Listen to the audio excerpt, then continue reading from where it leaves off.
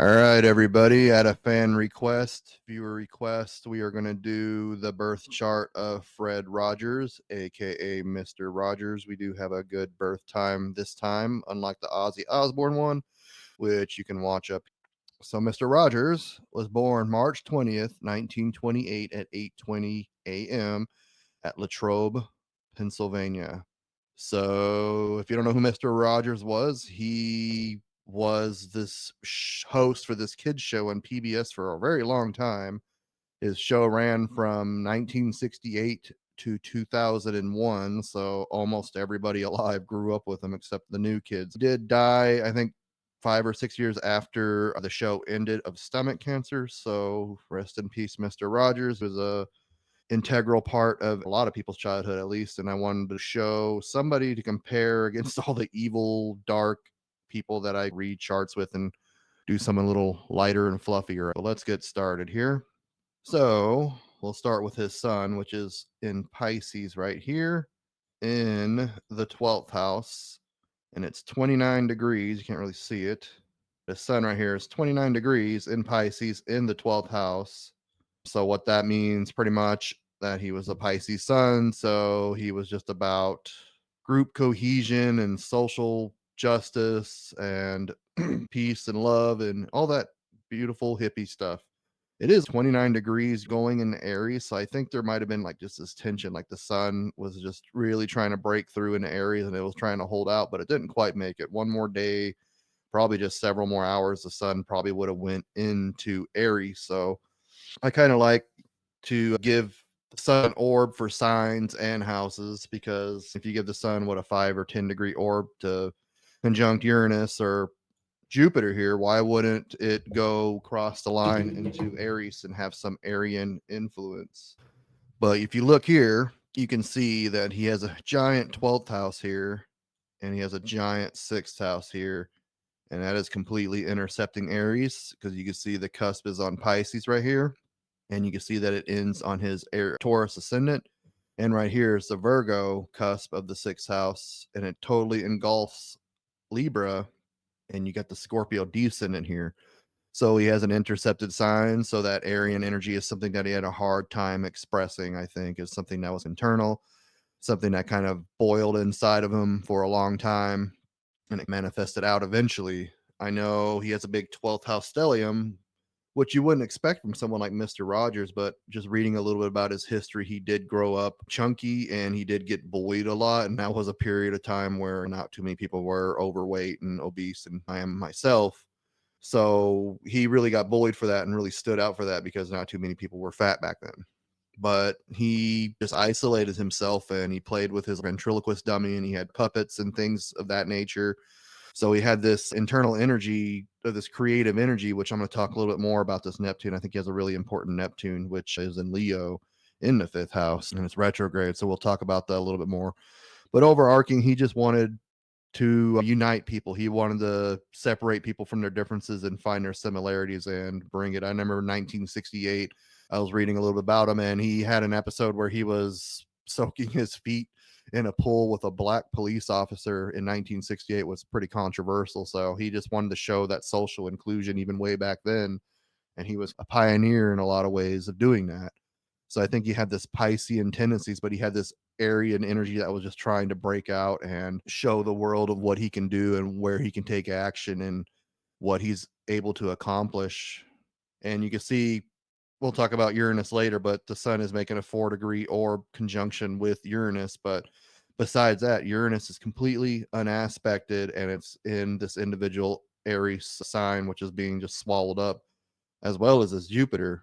So I think he had these just deep tendencies internally just to rebel against social injustice, but he was a very mild mannered type of person and he just didn't really express himself in a very vulgar way. I guess according to his wife, he did have a temper sometimes and he did blow up, but it wasn't public ever. You never seen Mr. Rogers lose his cool.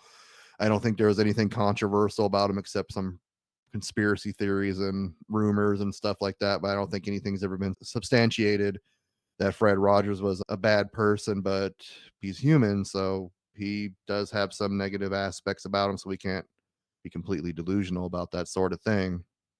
And just having this 12th house stellium here, he probably may have had some mental health issues and things like that. But back then, he just didn't talk about that sort of thing. It wasn't in the open like it is now. They just didn't have a behavioral health clinic on every corner you could throw a stone and hit.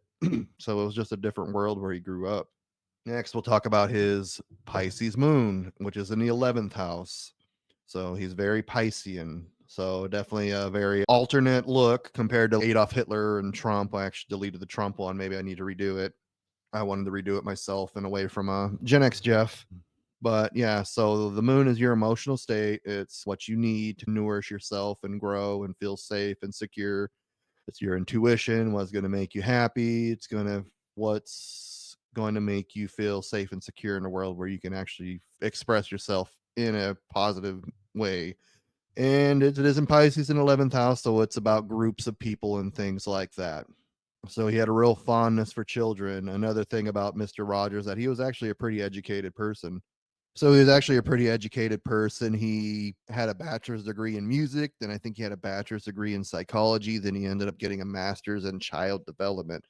And he actually worked with this child psychologist for 30 years. So the things that he did in his show was very planned out and was very intentional. Kind of like you could see he would come in singing his song, "It's a Beautiful Day in the Neighborhood," and he would change out of his dress shoes into some comfortable tennis shoes and take off his sports jacket and be a little more informal. He did that every time he wanted to show kids consistency, and he wanted to show kids routine, and he wanted to make them feel comfortable. And that's something that probably made him feel comfortable too.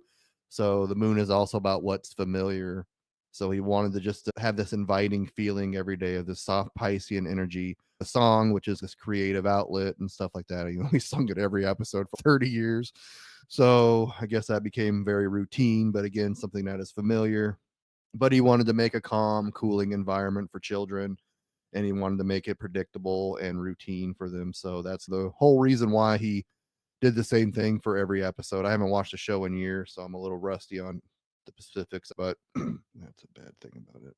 Okay, let's go talk about his angles real quick. So he got a Taurus ascendant, which shouldn't be a surprise here. Just this calm, peaceful person, takes things very slow and steady. Kind of did dress kind of nice. I guess everybody did back then. He's always in his little cardigan sweater that his mom knit him, and he had a little tie underneath, and sometimes he had a sports jacket and he had his dress shoes, so looked presentable all the time. Wasn't going out there with a 5 o'clock shadow and a tank top and gym shorts, kind of like how I walk around a lot. Though I am a Libra ascendant and he is a Taurus ascendant, and both of our charts are ruled by Venus, so maybe he has that aesthetic thing a little bit more under wrap than I did. But again, that generation where people just wore suit and tie just to go pick up some groceries or something like that. We only do that to go to like weddings or funerals and things like that. Speaking of which, today was Ozzy Osbourne's funeral, and rest in peace. And if you haven't yet, go ahead and watch his birth chart. It'll be down in the description. And if you would like a birth chart reading, go ahead and go to my website, www.nicholsastrology.com, and book a reading today because I'm able to do that now.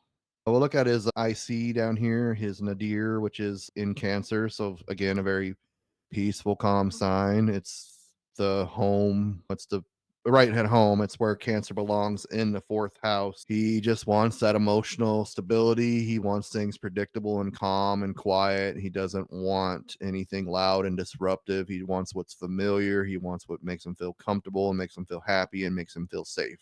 So probably wasn't throwing a lot of parties at home. Probably wasn't doing a lot of crazy stuff, but there's nothing in his fourth house. But Pluto is right behind it, but not making a conjunction.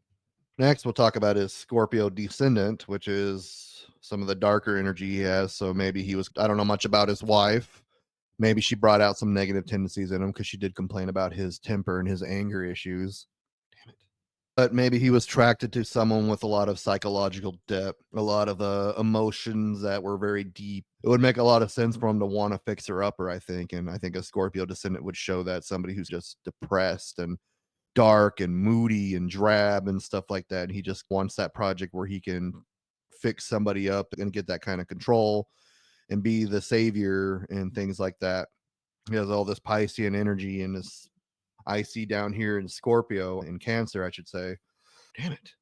So he just wanted somebody that he can probably have really in-depth conversations with, and somebody that was very emotional and very deep and not superficial. So that's an interesting thing. His wife wasn't in the public eye, so we don't know much about her, and I'm sure she's passed by now.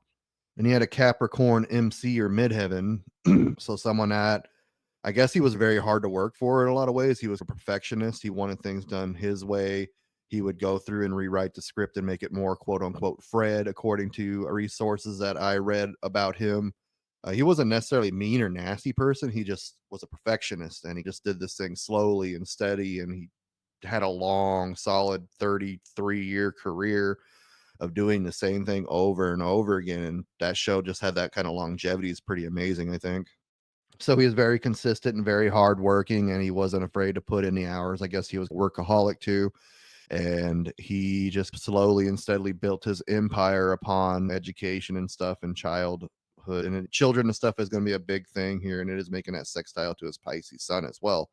So yeah, that's like huge workaholic energy. And he made this dream that he had probably since he was a little kid, because he wanted to make sure that all kids felt included, because he knows that he was bullied and he had that wound, which is Chiron about his appearance. So he had that wound of being overweight and things like that. So he wanted to make sure that kids accepted themselves the way that they are and accepted other people that the way they are, and everybody can live all peacefully and happily. And he wanted to show people that to be a good neighbor, to be neighborly and help out people in your community and things like that. These are definitely values that we are losing, and they're going down the drain. Maybe we need another Mr. Rogers for this generation, because we're becoming more narcissistic and individualistic, and including myself. I don't really talk to my neighbors. I don't invite them over to barbecues and things like that. But it's something that we're losing touch with, and we're just isolating ourselves on internet and technology. So I think he saw that coming and was trying to circumvent that in a way, but times change, unfortunately, and for the better or the worst. Let's look at his planets here. So we got Mercury here in the 11th house in Pisces, and it's making a very tight conjunction to Venus, only less than a degree off. So that's going to be very impactful, and that's the ruler of his chart. And Mercury is the ruler of his North Node. So I guess you got some similarities with Mr. Rogers in a way, except mine's a lot more harsh and cold and earthy. It's in Virgo, so it's very analytical, and his is very dreamy and intuitive. So he's very soft spoken. He doesn't like to argue. He doesn't like to fight. He just wants everybody to get along, especially with that very tight conjunction with Venus there. He advocates for social change and defends people, and he's not about war and fighting and conflict. He just wants everybody to get along. He was like a mentor to children. Like, one thing that he said, like, every time one of his kids or one of the kids watched his television show, he felt that he was individually visiting them. He wanted to make everybody feel welcome and everybody feel safe and secure in his show. And he used that platform of media to just accomplish that. So he was very calm and collected. And oh my God. Yeah, that's another thing too. And he just had this dream where he just isolated as a kid. He didn't even have a friend until he was high school. He just was this little loner kid that played with his dummies and his puppets and things, and he just put on these shows. So he was just like, he had this Aryan energy. Like I said, he had this intercepted house, and his son's just bursting into the 12th house and into the Aries here. So he just was his own little prison, his own little isolated spot away from the rest of the world. And he had his own puppet show, and he was practicing for things to come. And I think that's how intercepted signs work. He had that Aryan energy, and one day it just bursted out. It had the longevity, because the ruler here of this intercepted sign is Mars, which we're going to get to in a little bit. And I'm going off trail, but he wanted to do something different, and it's in his 10th house, so it's very public for him. Talked about the Mercury. Let's talk about the Venus a little bit more. So he probably had these dreamy relationships where he was like this knight in shining armor, and he went to go save the damsel in distress. And he probably just looked at people and thought the best of everybody, and was maybe a little naive about things, and didn't really interpret their dark side or even consider people having a dark side. So he probably saw the best side of people, and he really was about group cohesion, because it is in the 11th house.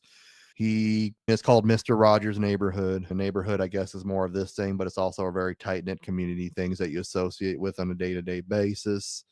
He had his show, and like, he was kind of the dictator of the show. He wanted things to go his way with that Mercury there and that Mars and the 10th house and this intercepted sign. So I think you're suffering right now and you're isolated and you're alone. There may be a reason to this isolation, this loneliness. You're alone with your thoughts. You're finding out who you truly are, what works for you, what doesn't work for you. And maybe one day you can just break out and figure out who you are. And if you do need help with that, you can definitely book a birth chart reading for me. You can find that in the description below or go to nicholsastrology.com. But he's also really about aesthetics and stuff too, not just with the five senses touch, which is a Venus. So that's the hearing, taste, smelling, sight, and all that stuff. He was probably very big on things, but also Pisces and Neptune are the higher octave of Venus, so it's things that are beyond the senses as well. So again, he just was very group oriented and peaceful and wanted people to just get along. Like I said, with the racial inclusion and things like that, he wanted to break down those barriers of race and pick on this kid because he's overweight or pick on this kid because he's short or wears glasses and stuff like that. So he wanted everybody to have a safe space and real hippie energy going on. And it is making a loose conjunction to this moon. I guess we can count this as a bit of a stellium here in Pisces. We got the sun over here too, definitely bringing some Piscean energy there. So he was very about groups and things like that and future oriented thinking. And it took him a while to develop all these energies and stuff like that. He was working behind the scenes and people were like, wow, you're so great with kids. Why don't you get in front of the camera and do this? And it turned into a 33-year-old TV show. And we're still talking about Mr. Rogers long after his death. Let's talk about his Mars right here, which is ruling this intercepted Aryan house right here. And also Libra is intercepted too. We got to keep that in mind. So I don't know how that played out exactly, but maybe that partnership at work I was talking about, like where he was on his show and things had to be his way and stuff like that. So maybe that was the intercepted energy bleeding out there as well. And he needed to integrate it because he had to have things perfect and he had to have things exactly the way he wanted. And if it was out of place or out of things, so maybe he just didn't have that group cohesion as much as we thought he would, or maybe as much as he thought he did. So maybe there was leading out in that temper there. So when things didn't go his way, he just threw a fit. I think he's probably looking very INFP-ish too. So I think he might have been an INFP. But anyways, Mars and Aquarius in the 10th house. So that's a very strong Mars. And again, like I said, this intercepted sign here, 12th house just swallowing Aries up whole. So he had this puppet show and he had this idea for kids and he wanted everybody to feel like he belonged. So he bottled that up for years and years. And later in his adult life, it came out and he took action and he did it in a different way. It was a revolutionary thing. I don't think there was a kid show quite like it back then. So that kind of shows that Aryan element or that Aquarian element of something different and something strange and something new and something fresh, but it's also about group cohesion. And it rules this 11th house over here, which is packed tight for him. And it's just about bringing people together and taking action together in a very peaceful and calm manner. So very docile. I'd say if you're looking at just Mars and Aquarius on paper, I mean, it was something that's just impulsive and erratic and things like that, but he didn't sound like that. Also, he was also a minister, an ordained minister too. He went and got his degree in theology, so he was a Presbyterian preacher. So he is very big on religion and stuff. Not that the 10th house Aquarius or Mars has anything to do with that, but Pisces definitely does. So that's something I forgot to mention there as well. He was an ordained minister and his faith was very important to him. And it's kind of like Richard Dawkins, who wrote The God Delusion, who's a very devout atheist. While he doesn't miss Christianity as a religion itself because it is slowly fading away, I don't know if it's ever going to completely die out, but the religion part he don't miss, but the values that Christianity brought to the table. Okay. So yeah, like I was saying, this Mars kind of on paper is unpredictable and things like that, but I think with just all this grounding energy he has over here and his soft feminine energy doesn't make him a gay or trans or a woman or anything like that. I'm just saying that he was very soft and gentle person. There's nothing wrong with that. We probably need a lot more of that in the world. We need more Mr. Rogers. We have Donald Trump. We need Mr. Rogers. Maybe Mr. Rogers probably should be president rather than somebody like Donald Trump. Let's look at his Jupiter, which is engulfed here in the 12th house in Aries, which is intercepted as well. So Jupiter expands and grows what it touches and brings luck and prosperity and joy. So he had this big inner world since in the 12th house, and maybe he had a lot of anger built up. He has a lot of anger inside that's very internal, and he doesn't know how to release that anger in a very proper manner because of the intercepted sign and it being in the 12th house. So maybe he wasn't able to express his individuality for a very long time. He didn't know who he was. sitting in a bedroom playing with puppets. You don't really find out who you are, but I guess that was a big thing what he became. And I guess one of the puppets he was given later on was named Daniel the Tiger, and I think that was a spinoff of Mr. Rogers after he retired. But yeah, I think the Jupiter here just expands his own inner world, his own intuition, his universe that's built inside of his head. And he's very dreamy and very imaginative and stuff like that. But he just had this itch because he has this Neptune, which we haven't got to yet, and it's making this quincunx over to his midheaven. So that's like this irritating thing that really needs to integrate with himself. So his inner world, he needed to bring that out. And that's what he did with his quincunx here. And he was huge and he was big and he was famous. And besides anybody under probably 20 knows who Mr. Rogers is. All right, we're going to go to Saturn here, which is in the 8th house in Sagittarius. So Saturn is the opposite of Jupiter. Rather than growing and expanding what it touches, it limits and restricts and shrinks. So that's in Sagittarius. So he probably wasn't very explorative. He probably wasn't the most open-minded person in the world. He probably was maybe a little bit reluctant to show because he has all this 11th house energy and this Mars and Aquarius up here where he takes action and his drive and his motivation.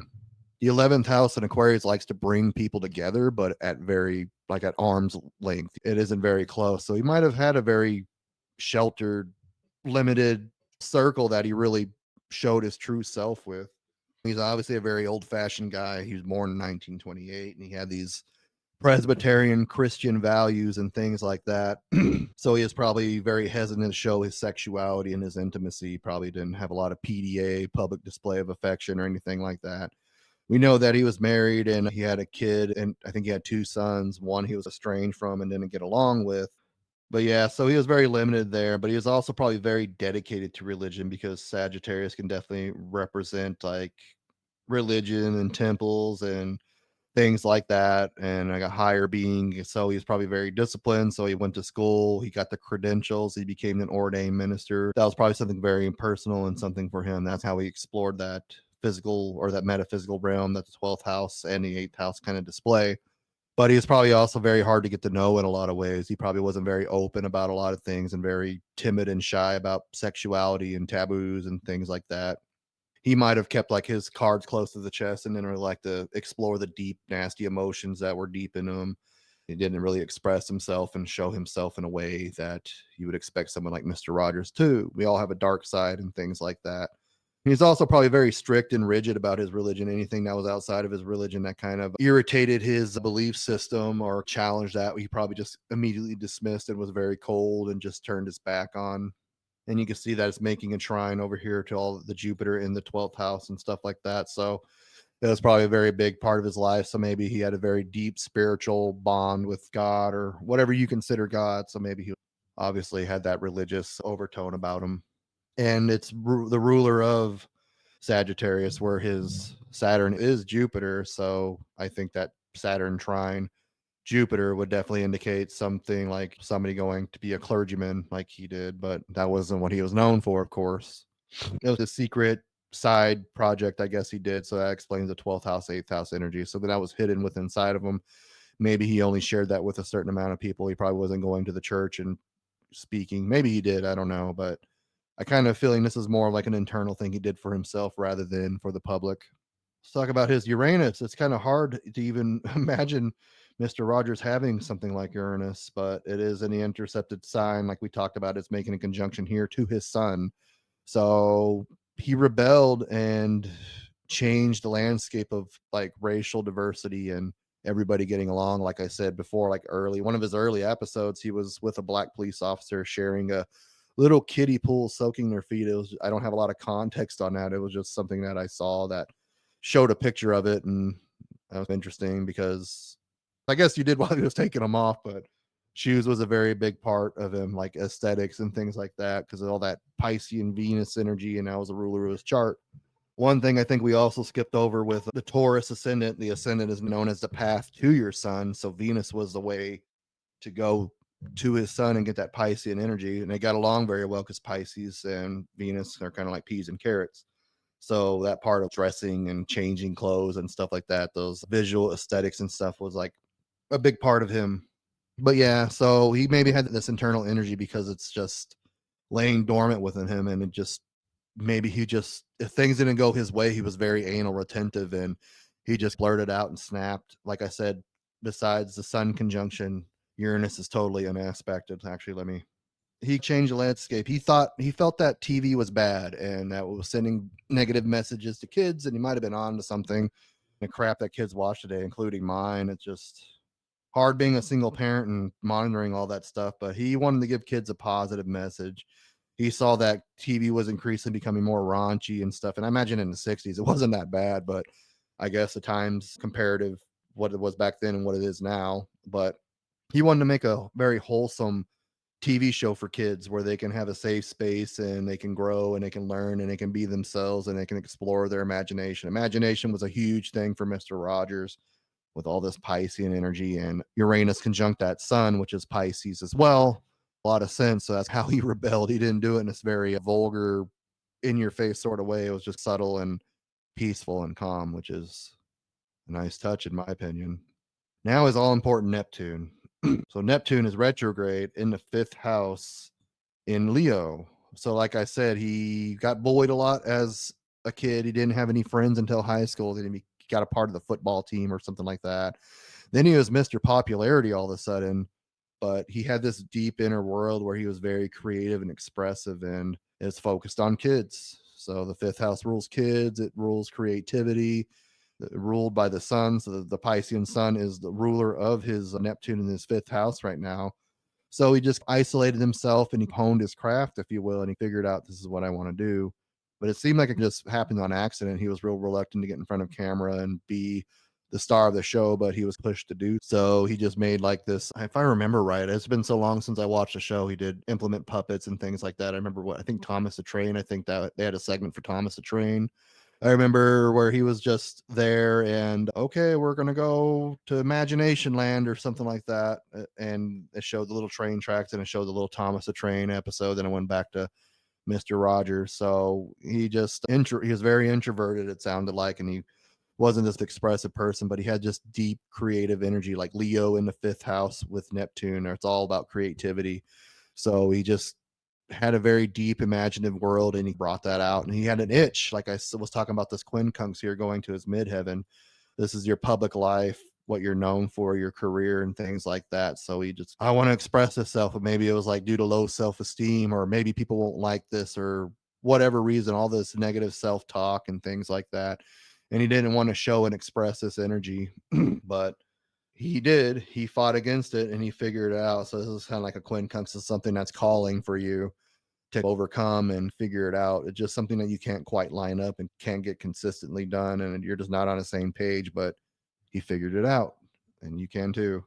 Now we'll talk about Pluto, which is also very interesting for him. It's retrograde in the third house in Cancer. So he was I think they called it the silent generation. So of course, Pluto, Neptune, and Uranus, they're more outer and they're more generational and doesn't affect you as much on an individual basis as a sign goes, but it is very important how it aspects your other planets and what house it's in. But the silent generation were kind of ones that didn't really rebel. They didn't speak up against authority. They took a lot of the brunt of World War II and things like that. And they went through the Great Depression. So they were the type of people that were just shut up and take it and deal with it. And then we're very pragmatic and we're solution oriented. And they didn't get the benefit of the boomer generation after World War II. So they fought in World War II. Then the boomers, America became a superpower and they had the $4,000 brand new cars and $20,000 houses, and they could have that white picket fence type of life where the man can go to work and the woman could stay home and take care of the kids, and there was enough food, enough money to go around. But those days are gone, unfortunately. But his was in the third house, which is communication, intellect, how you interact with the world. Is also about your local community and short distance travels and your neighborhood and things like that. So growing up, he had that dark experience of isolating, and he was very shy and very reserved. And I think Pluto, it's kind of like Saturn in a way, it hides and obscures things that are supposed to express. So he just kept this energy, which was also retrograde, very internal, and he kept it himself. And it's also about childhood development and early education, the third house. So, like I said, he got his master's degree in childhood development. So it's like the psychology of kids, how they develop at an early age and how they grow. And he also teamed up with a child psychologist for 30 years. Mr. Rogers was a badass in a way, and he figured out, like I said, like he carefully crafted his show in a way where children had that routine and they had that predictability and they knew what to expect. That is very important for raising kids. They have to have a very calm, predictable environment in order to flourish. If things are chaotic and things are dark and nasty and all these negative things are happening and the kid doesn't know what to predict, that's not going to be very good for the development and growth. And he knew that. So he wanted to create that calm, stable environment for kids to flourish. And he teamed up with a psychologist. So he was an educated, smart guy in a lot of ways. You may just kind of look at Mr. Rogers like he's just a simple, humble guy, but I think there was some more depth to him, like there is to everybody else and things like that. So he kept this energy and this transformation where he was this shy, introverted kid and he got to high school and he became Mr. Popularity. Then he was a media figure for many decades. So I think that's how that Pluto energy manifested for him. Next, we'll talk about Chiron. We'll go to the kind of the extras here. Chiron in the 12th house in Taurus. So he was very insecure about his appearance. Another thing about Pisces, all this Piscean energy as well. He was a vegetarian. He said he couldn't got to the point where he couldn't eat anything that had a mother. So he had this body shaming issue, this body dysmorphia, and he was like 6 foot tall and 146 pounds. So he was definitely underweight for somebody 146 pounds and 6 foot. They probably should be at least 175, 180, I would imagine. So maybe he starved himself and he was frugal about it because he didn't want to get fat and he didn't want to reopen that wounds about getting bullied for his weight. So he was very big on aesthetics. Like I said, his shoes were always shined. His cardigan was always straight. He always had a dress shirt and tie underneath. But he made it a little more informal and he changed in tennis shoes and took off his sports jacket. So he was very big about aesthetics and his hair was never out of place and he was always clean shaven and things like that. I think aesthetics, and maybe he was a vain person in a lot of ways. He didn't want to look out of place. He didn't want to look improper. He didn't want to look like a mess or anything like that because he knew people judge you on your appearances and he didn't want to reopen that wounds of his childhood about being bullied about his weight. Let's look at his nodes here. So his south node, 13 degrees Sagittarius. It's technically in the 7th house, but it is touching this 8th house cusp. So again, I think there's going to be a blend. So he had to get away from the big picture thinking and get into the details. He had to get away from his own ideals and his own ideas. Like I said, he was an ordained minister and he got an education and he got that. So maybe it was more of an internal thing. It is a 7 degrees away from Saturn. So, like I said, he was a rigid person behind the scenes. He had to have things his way. The script had to be perfect. It had to be rewritten over and over again. Like kids are really going to catch his stuff, but he had to have things very particular and very detailed, which I think was a blend there. Anything that deviated from his thought process, his beliefs, and stuff like that, he was probably very rigid and cold against. Maybe he didn't show that in a public manner, but it sounded like it did bleed out in his public life and behind the scenes. And he was very religious, like I said. Anything that deviated or challenged his religion, he probably got vehement against and things like that. And again, it's very relational. Like he isolated, he was away from people. Maybe he felt he needed the validation from those kids that made fun of him. Maybe he felt like he needed that approval and he didn't have approval, that he wasn't good enough. So when he got older, he strived for that approval and he really wanted that approval. That's why he just isolated, because he didn't feel he was good enough and that people weren't going to accept him and that he was going to be this useless, disparaging person. Maybe he was over sexual. Maybe he had sexual overtones. Maybe we don't know what went behind closed doors at Mr. Rogers' house when the camera wasn't rolling. What kind of a person was he behind the scenes? We don't know. The tabloids and the internet wasn't around back then, really. So we don't know a lot of things about celebrities that we do now, like everything that's coming to light. Everybody doesn't walk around with a camera in their pocket. They don't catch the fight at the grocery store that they're having with their wife or their kids or whatever. Also, I know he was estranged from his son and didn't get along with one of his kids too. So there's a kind of this father wound right here with Saturn that is tempting there in the 8th house. Maybe he was very cold and rigid and had very ideas about sexuality and stuff like that. Or maybe he was a freak and he kind of repressed that because he like, oh, he had these sexual urges. That's a big thing with people that are religious and stuff, because Christianity and a lot of these religions teach you that sexuality is bad. You can't masturbate. So maybe he had a lot of these things where he didn't want to talk about. He didn't want to express that energy and he wanted to keep it bottled up because, again, this fire energy here. And the ruler of his south node is Jupiter, which is in 12th house, which in his intercepted sign of Aries. So again, maybe there was just something that he kept very internal. Maybe he felt very negative and very bad about expressing his anger when he got upset. Maybe he thought that was just the wrong thing to do, that nobody should be ever be angry. There should never have any emotional outbursts or anything like that. And that Saturn, he's just repressing those emotions, and he's repressing and keeping his demeanor very straight and calm. So getting more context off this, it is making a 9-degree aspect to Uranus. So maybe there is some influence there in the same sign and same house. I would say there is. The Saturn in the south node is making a trine to the south node. So maybe he was just as kinder, gentler kind of person, and it wasn't as big of a deal, and it wasn't as big of an obstacle for him to get over. And maybe people were more accepting of his negative, nasty tendencies, and they're okay with it if he had an outburst every once in a while because he was Mr. Rogers. I have the same nodal thing, but it's a little bit backwards.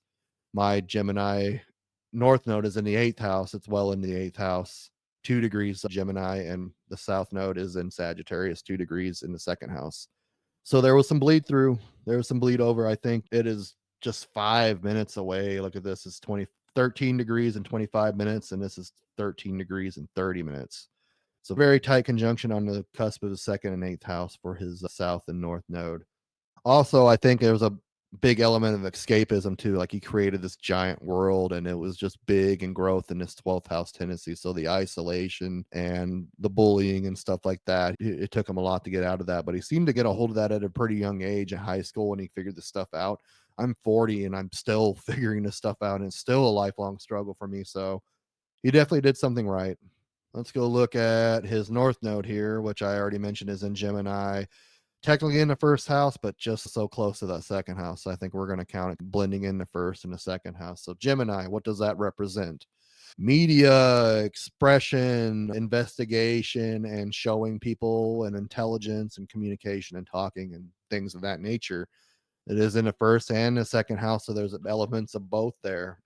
So he needed to go and find himself and who he was and express himself to the world, and who the kind of person he was. This very dreamy, calm, sensitive man who had the soft spot for children, and he wanted to make a better world for them and make them feel safe and secure. So he had this image where he had to find himself and create it to the media, because it is making this trine to Mars. He really had this tension, this fire energy that was just bottled up inside, that was just quelled with all this water. It wasn't allowed to burn and express itself. The water just kept it down and made it more of a steam. So he was able to get a TV show, which Gemini rules media, and he was able to make this trine go to the 10th house and express it outwardly and take action and show the world that you can be different. You don't have to be this selfish, mean person.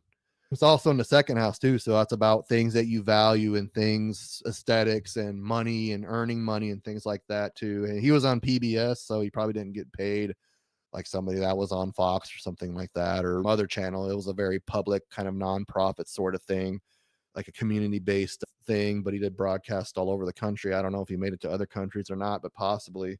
But he was also a big thing about his aesthetics and looking good and things like that, and taking care of himself and changing his clothes and singing a song. Very Gemini, very 2nd house sort of things. Very calm. It wasn't like blasting metal like Ozzy was. He just was very soft and serene, and he expressed it in a very calm manner, but a very public manner. And we look at the ruler here, which is Mercury, which is conjunct the Venus, which is the ruler of his birth chart here. And it's in the 11th house. So he was about getting people together in a group and doing it together. It was Mr. Rogers' neighborhood, but we had the cameraman, we had the soundman, we had the makeup person, we had the people, the writers, the producers, directors. So it was a group effort. It was his community, and he created a community of children for generations and generations. So a lot of people have very fond memories of Mr. Rogers. Let's take a look at some of these aspects here. So when reading about Mr. Rogers, I didn't hear a lot about his father. I don't know if his father was in the picture or what happened to him, but he does have the Saturn here, which is close, making a pretty wide conjunction, I would say.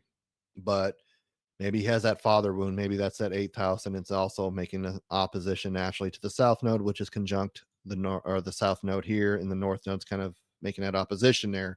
So maybe he was like a father figure. Everybody did call him the grandfather. He had this wise element of this knowledge and this wisdom that he expressed in the world. Everybody called him like the world's grandpa or the United States grandpa or whatever like that. So he had that energy there. Maybe there was this affliction where he didn't have that father figure. I know he had a big, strong bond with his grandfather growing up, but it didn't really mention anything with his dad. Let me just Google real quick, see what happened to his dad. Okay, so I just did a quick Google search. His dad was in his life and he was a prominent businessman, but it sounded like he was just really working all the time and didn't have a lot of time to spend with Fred here, but he did have a close relationship with his dad and it was very loving. But maybe there was that absence because this hides and obscures things and keeps things hidden away. So maybe he didn't have a close enough relationship with his dad that he wanted, and that kind of was holding him back in a lot of ways. He didn't have someone there to show him how to be a man, and his grandpa kind of took that step in and took that in for him. But like I said, his South Node and his Saturn are making this trine over here to all this stuff that's going on. And the 12th house is stellium. So he got trapped in this hidden world, but he was able to integrate it and bring it out because that should naturally make a sextile to his North Node. So if something is trining your South, one of your nodes by default, it's going to sextile the other node. But a lot of astrologers typically give more credence to then they see it as more of a major aspect and the sextile as a minor aspect. I really don't, because the sextile in reality is just half a trine. But so they give a wider orb, meaning that this is 13 degrees. The node is here, the south node in Sagittarius. So you look at the 12 degrees here of Jupiter. So there's a 1 degree orb between those two. So we look at another one like we have Pluto here is 14 degrees, but it's making a trine over here to his moon, which is 11 degrees. So that is a 3 degree orb. So it's not quite as tight. So not quite as impactful. But I would say this kind of brought out that inner world where he was just bullied and he isolated. It might have seemed bad at the time, and it probably was bad. It probably caused a lot of depression, a lot of negative emotions, and things like that. But he was able to bring that out into the world with this sextile, which is kind of like this creative talent kind of aspect, and it bled out, and we saw it for many years. We also got this opposition here.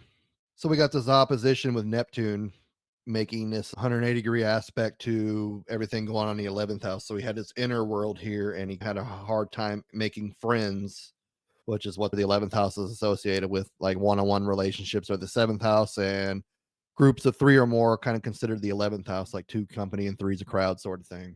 So he isolated himself and he had all this creativity and all this fire energy just bottled up, and this was going against him. He wanted to be, I think he really had this strong itch to be something and make an impact in the world. He had this opposition, he had this quincunx here, which we already talked about, to the midheaven. So he had this big idea to express things to the world, but it was just against him. But he obviously figured it out and he made relationships. He had a group, he had a people, and that's just what made him happy. He was probably just miserable down here alone. He wasn't able to express himself, and he learned how to express himself in a group, and that made him happy with his 11th house moon there in Pisces.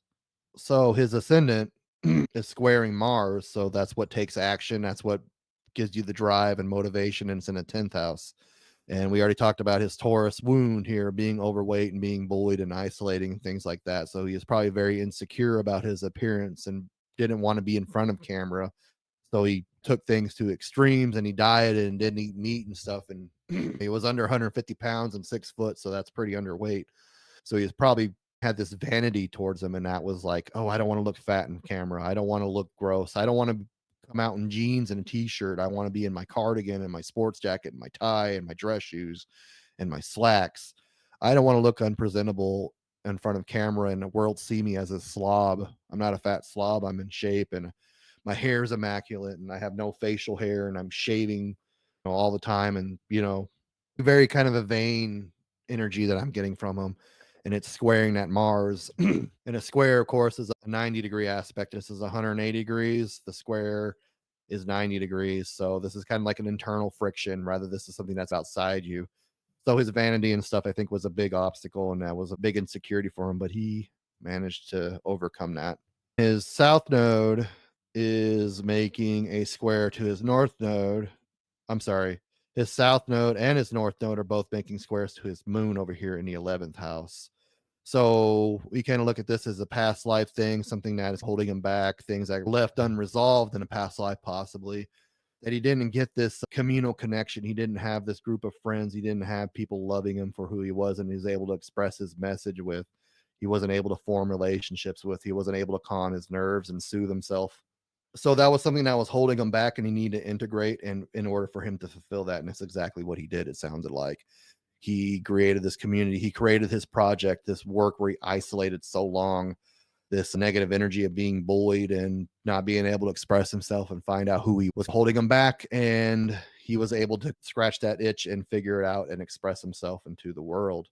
And he also had this quincunx here between Pluto and Mars, where, again, he was shy. He was very inhibited. He didn't want to talk and didn't want to express himself. He had low self esteem and was bullied and stuff like that. So these third house communication elements are making this frictional, kind of like you have an itch in the middle of your back and you can't quite reach it. So you're getting a back scratcher or you're rubbing your back against the wall in a bear and you're trying to get that itch, but you can't quite reach it. It's out of reach and it's just really annoying. So he had these negative emotions and probably like low self esteem, even probably till the day he died. Oh, I'm worthless. I can't do this. I don't know why people like me and stuff like that. But he integrated it and ignored it and he expressed that out and he took action and he flourished in his career and his public life. And I'm reading Mr. Rogers' birth chart almost 20 years after he died. And his Pluto's also making a square to all this stuff, this stellium here with his sun and his or his Jupiter and his Uranus and stuff. So all this trauma and all this abuse and bullying and stuff he did was obscuring his son, obscuring his message, not making him go out and fight in the world, not being able to rebel and show and express it and hindering him. That's something that he overcame as well. All right. I think that's all I have really. If you do want a birth chart reading, like I said, www.nicholsastrology.com. It should be down in the description below. Just share, subscribe. I really appreciate it. Thank you for watching. Have a good day.